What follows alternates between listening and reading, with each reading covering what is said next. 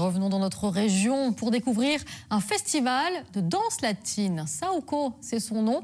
Il se déroule à Aix-en-Provence, dans l'une des plus grandes écoles de danse de France. Sur place, je retrouve tout de suite Karen Cassuto. Vous avez le sourire, c'est normal. Je sais que vous êtes dans votre élément, Karen. Alors j'imagine que tout se prépare là derrière vous.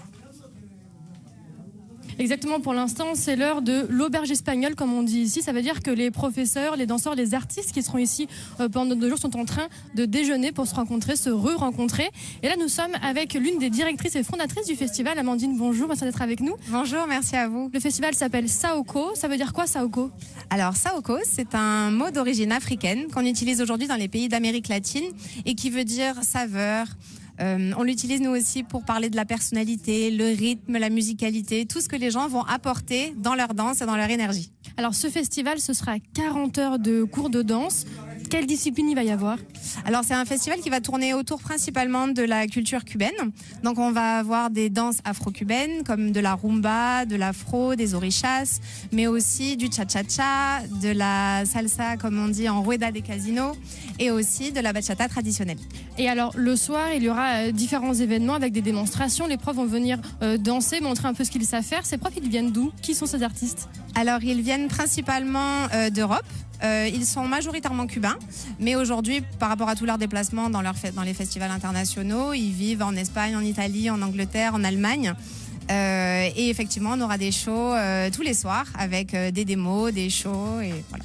Alors vous êtes aussi la directrice du développement de l'école Rock Caliente, où on est aujourd'hui à Aix-en-Provence. Cette école, elle donne des cours de 8 disciplines différentes. Est-ce que vous avez vu un peu un essor de ces danses latines ces dernières années? Oui, tout à fait. Principalement, suite à la crise sanitaire, les gens ont eu envie de recréer du lien, de danser, de se retrouver. La salsa et la bachata ont bénéficié de tout ce qu'on entend à la radio aussi comme musique latino. Et donc on a un essor sur ces danses-là. On a aussi un essor du côté du rock et avec une nouvelle génération de jeunes qui s'y mettent. Et aussi le West Coast Swing, qui est la danse à la mode sur les réseaux sociaux, notamment TikTok. Et ça aide un peu à attirer un public nouveau? Tout à fait, tout à fait. On a de plus en plus de gens qui appellent pour dire j'ai vu ceci, j'ai vu cela, dites-moi plus, je veux savoir, est-ce que je peux démarrer? Donc on a beaucoup de gens qui viennent après avoir vu des images ou d'amis. Voilà. Eh bien, merci beaucoup. Vous l'avez compris, donc, un festival de danse latine ici à Aix-en-Provence sur 2 jours. 250 festivaliers sont attendus. Et nous, on se retrouve ce soir pour en parler davantage. Avec plaisir. À ce soir, Karen. Voilà, c'est la fin de cette édition.